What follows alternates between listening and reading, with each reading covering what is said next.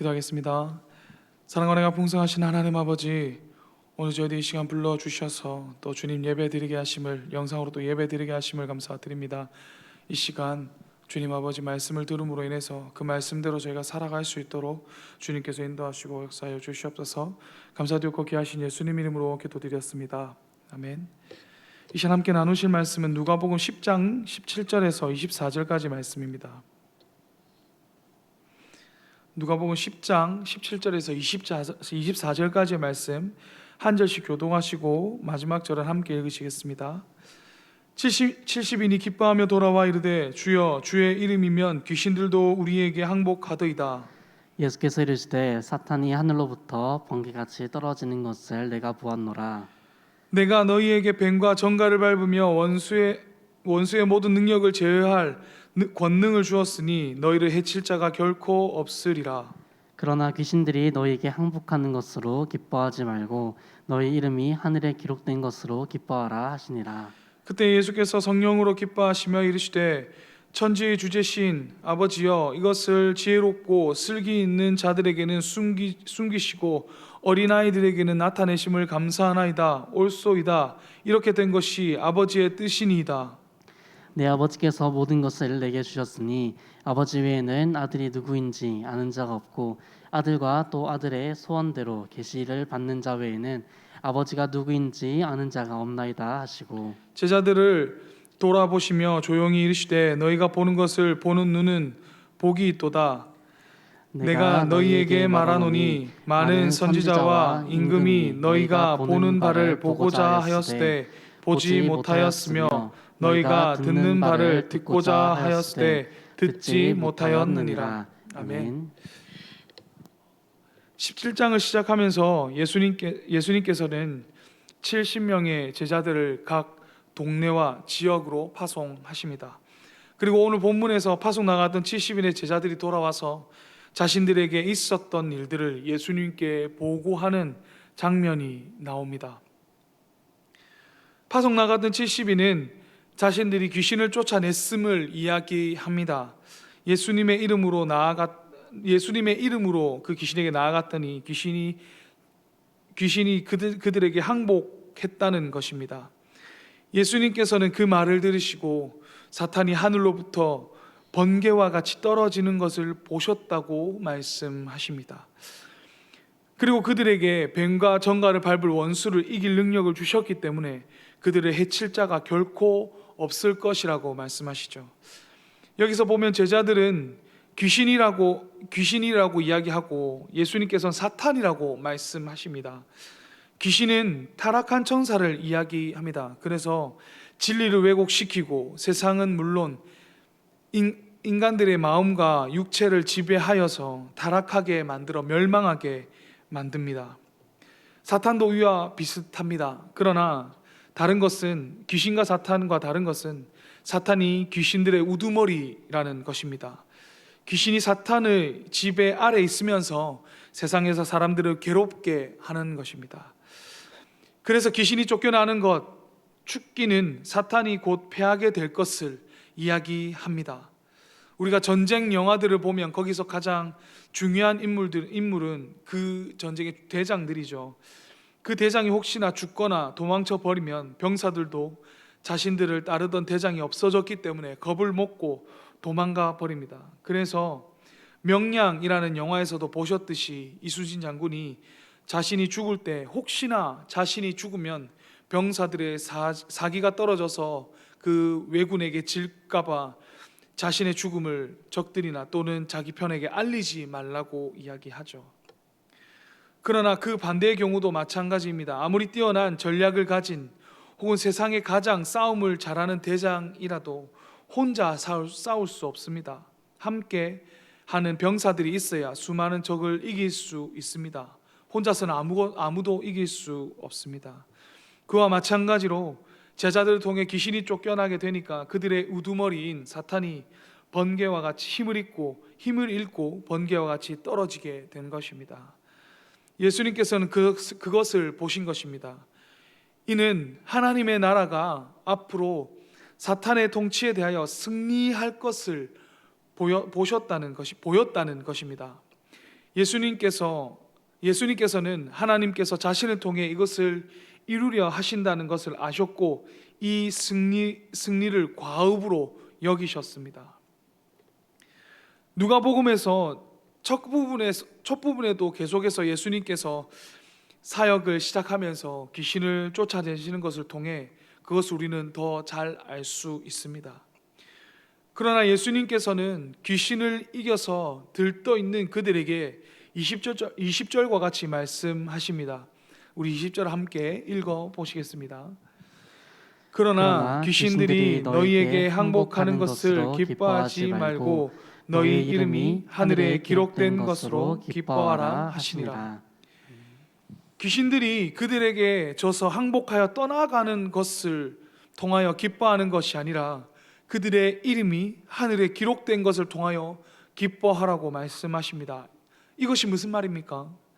귀신을 쫓아내었으니 그들의 업적이 이제 하늘에 기록되어서 그들이 앞으로 복을 받게 될 것을 이야기하는 것입니까?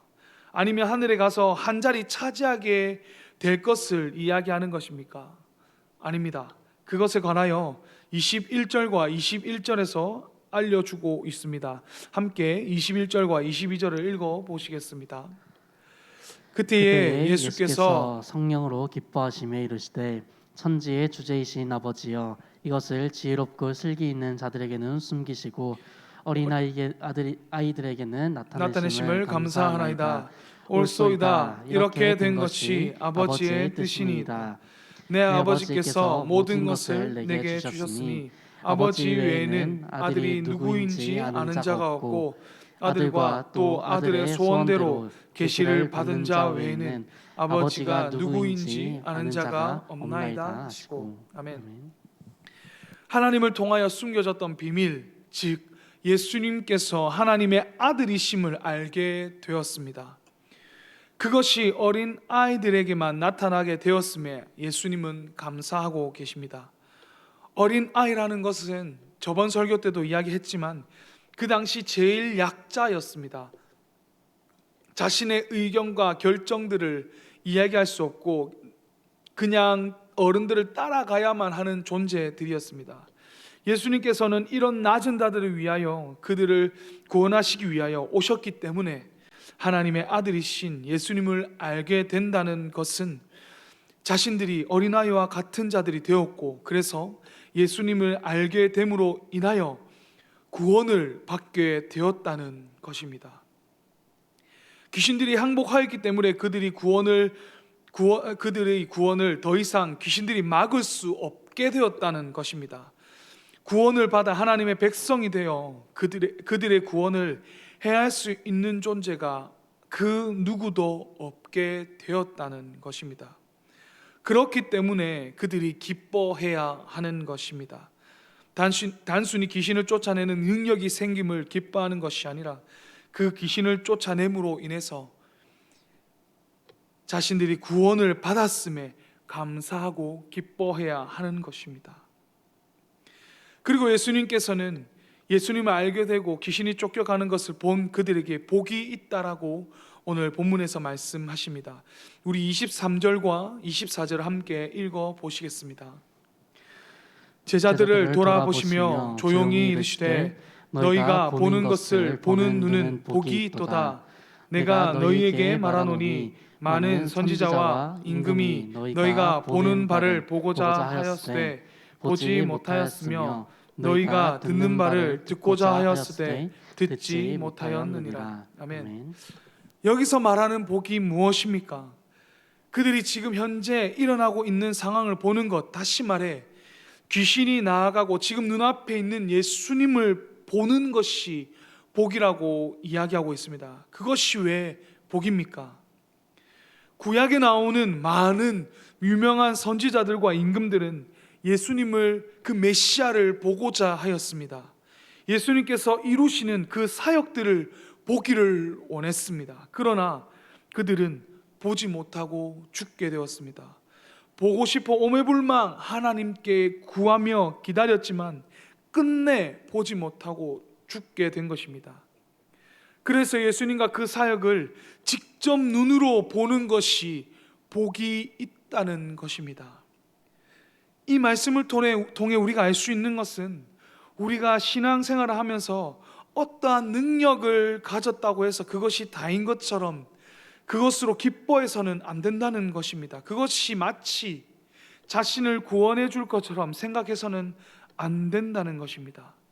우리의 구원은 예수님을 아는 것으로부터 시작됨을 우리는 기억해야 합니다. 그 예수님을 안다는 것은 우리가 어린 아이와 같이 낮아져야 한다는 것입니다. 혹시라도 내가 귀신을 쫓아내는 능력이 있다 할지라도 그것도 예수님으로부터 시작되는 것이고 예수님의 이름으로 가능하여 짐을 우리는 기억해야 합니다.